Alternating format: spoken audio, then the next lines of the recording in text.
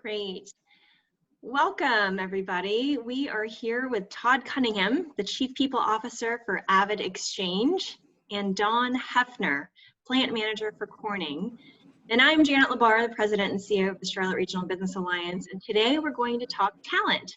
We're actually going to get some employer perspectives on the impact of COVID-19 on talent demand. So, gentlemen, I'm going to start with a fairly simple question, maybe a difficult answer. Todd, I'm going to start with you first. What has been the most significant impact that COVID-19 has had on your business? Yeah, thanks, Janet. Great to join the group here today. You know what? It's actually brought opportunity to AvidXchange, and I don't say that lightly because I'm fully aware that it's had some very difficult adverse impacts on many companies. But we're in the business of revolutionizing how companies pay their bills, and that's done digitally, electronically. And so in this particular pandemic where people are working from home and maybe have a business process where they manually have to open invoices through the mail, have to write checks to pay their bills, this highlights our business model and just how critical it is for people to be able to run their business no matter where they are. So it's actually allowed us to really put our business out there more with companies who are thinking about making that kind of change. That's great. That's wonderful to hear that. And I think on the technology side, it makes a lot of sense, given the pandemic's kind of impact on people touching things or needing to automate some things. It's fantastic that AvidXchange is actually seeing benefit from it.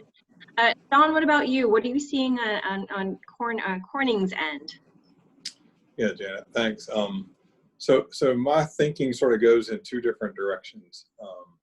So first, just the way that we do our work now is so much different now that we're so reliant on video conferencing as we're doing today.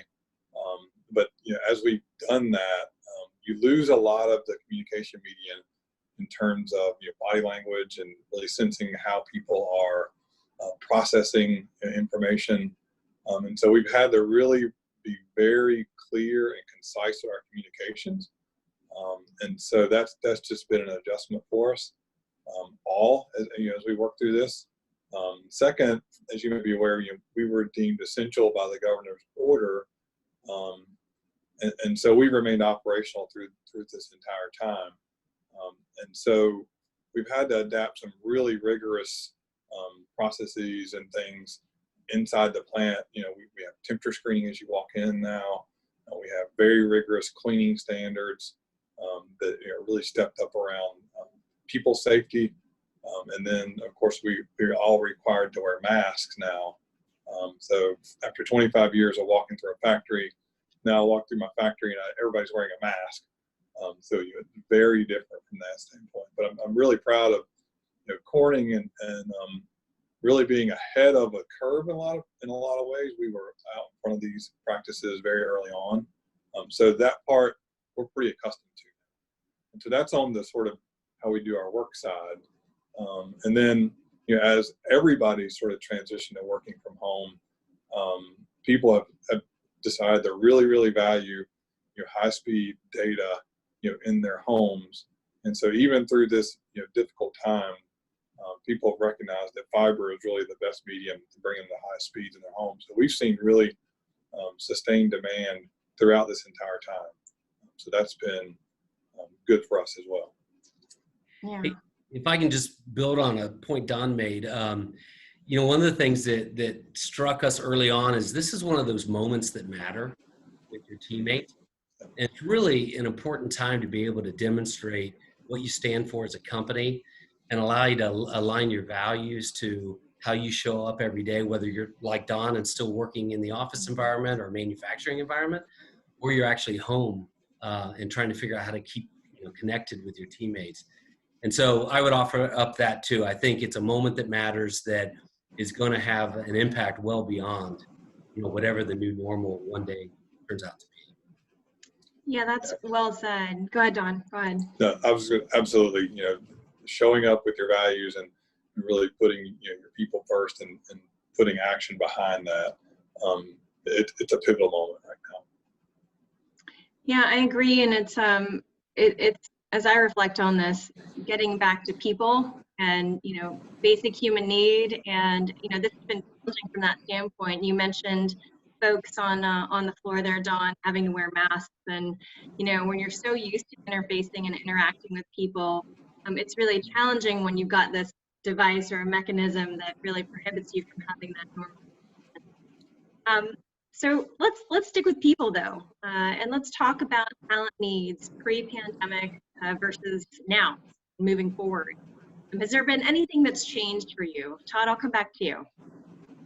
Yeah, we still are hiring. We hired about 20 people last month in April. We project about 25 in May, but it's had an impact in two ways. One, we're much more deliberate, that's for sure.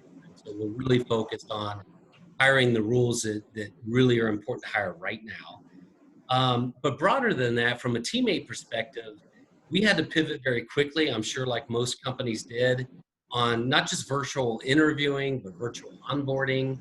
And so that ability to pivot quickly is really important.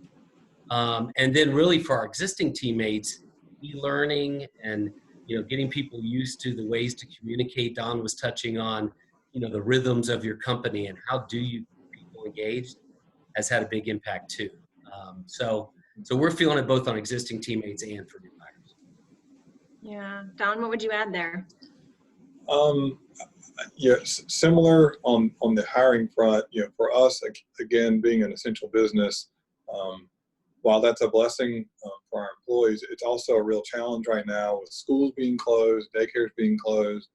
If you have elderly parents and you don't want them exposed, so really finding ways to support our employees through that so that they can take care of their families, but they also have a need to try to come to work and make a living. Right? That's really that's been a challenge that we've been trying to work through with our employees. And then as we try to conduct training, so many things have been canceled. Universities aren't having classes. I have 2 college students that came back home all of a sudden, doing classes online.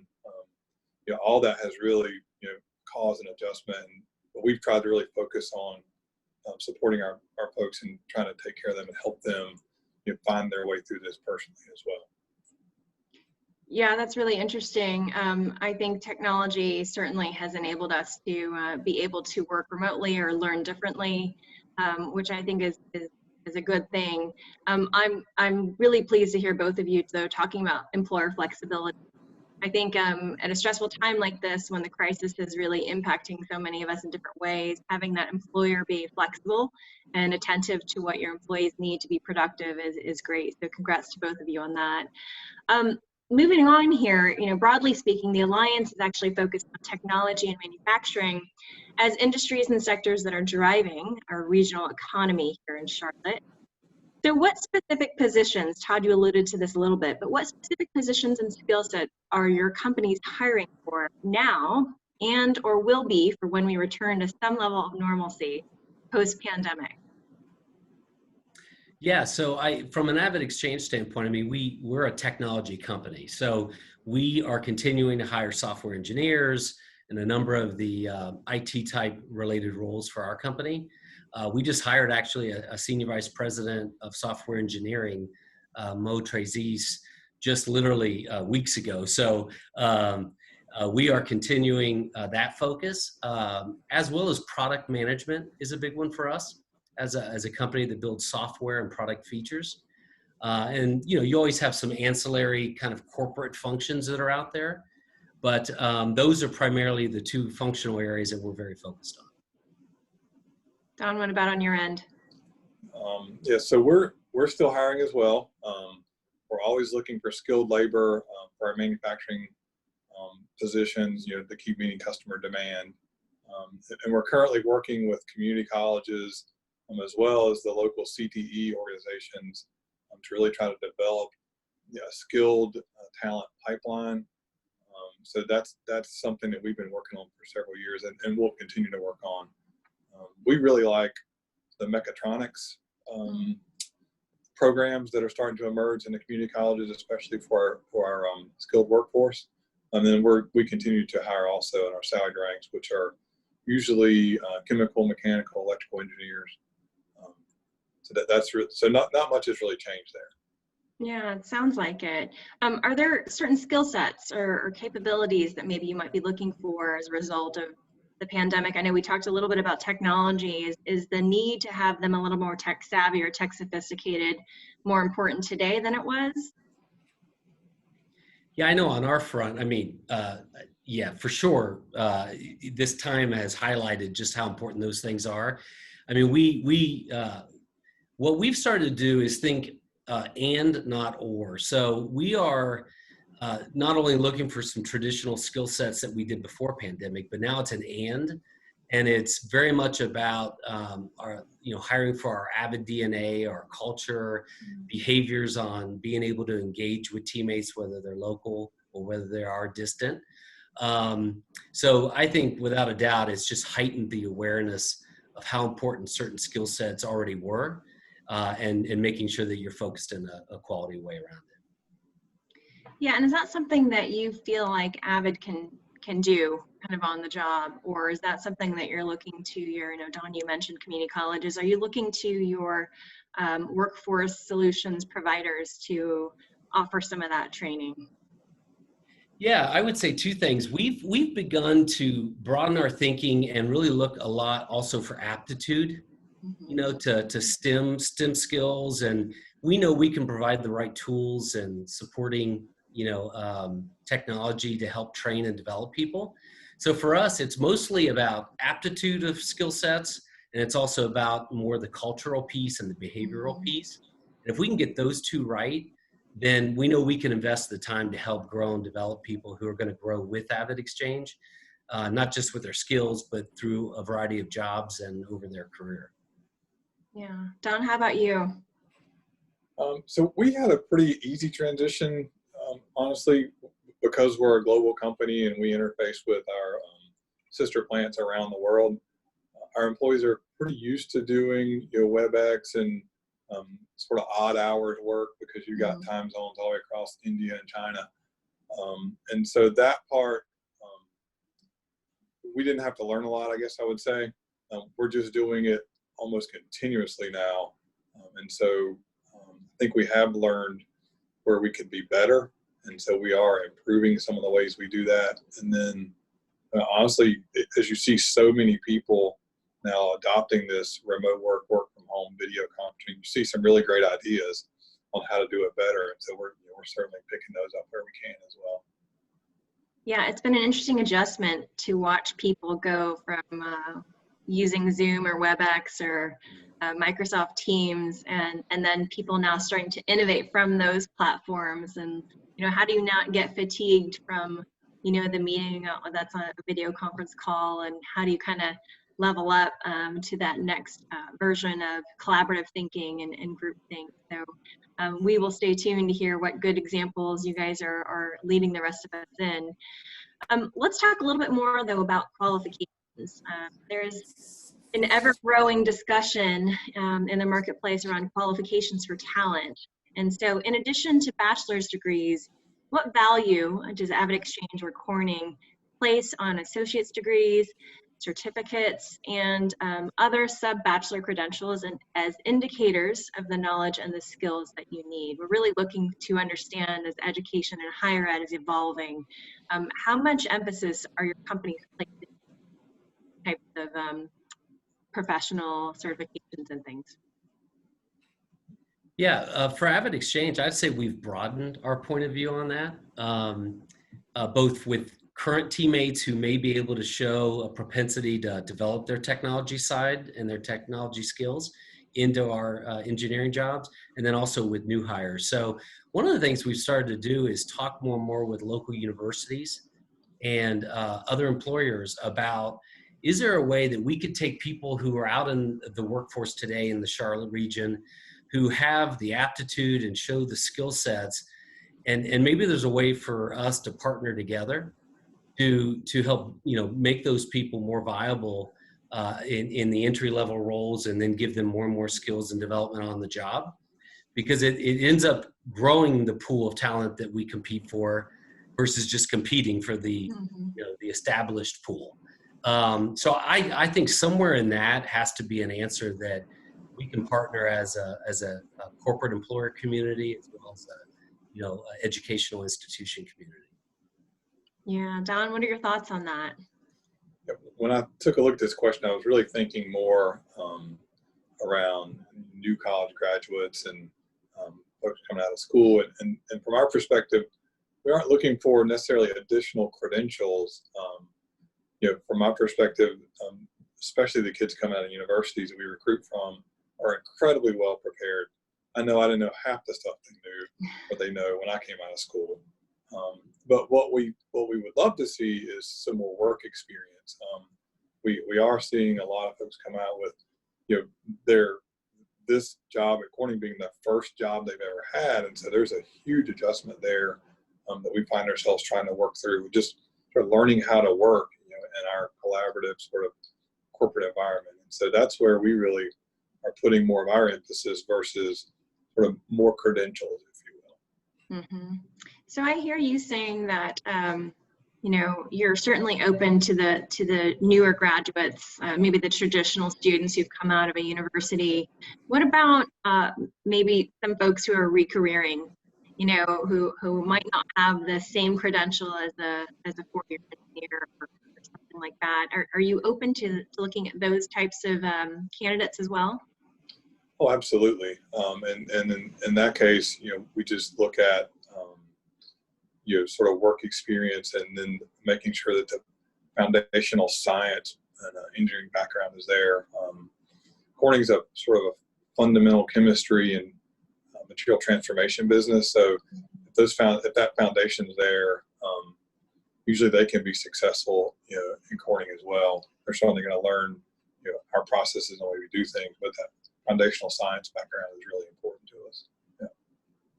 Yeah, and then Todd, it sounds like you are, as AvidXchange is, again, a little more broader in the perspective of the types of folks who might have that aptitude or that capability to stretch versus maybe having a set of core curriculum or degrees behind coming into the job. Yeah, that's right. I mean, we, for instance, we've probably tripled our internship program over the last several years because we find that, that's a great way early on. And then for those that aren't rising seniors, we can stay in touch with them all the way to military veterans who are returning to the workforce and have great leadership qualities. And, some of the work experience, Don, that you were talking about, and I know what it's like to be engaging teams and other people. So, I would say we're very open and diverse on how we think about now skill sets and where people come from, and when it comes to hiring. And I don't want to broad brush that, but do you feel like technology companies in general are moving towards that mindset, or do you feel like that's something that AvidXchange is kind of leading the way on? I think it's early. We're even early on it, but I do find a lot of interest in it. So the more we engage with people that are similar to us in our kind of our business model, the key is you got to have both. I mean, I'm not suggesting that we'd be able to do that if we didn't already have a core set of engineering and technology skills. But it's a great augment to that. And again, I just think, pre-COVID, it's crazy to think, but 8 weeks ago, we were all in the most difficult labor environment for the last 50 years, which is amazing that now we've got this turn. But, quite frankly, we'll be back in a moment where it's going to be really difficult. And so I think the answer has to be in expanding the pool, not just dealing with a finite pool. It's great. So there's going to be a whole bunch of employers watching this video, watching our conversation here.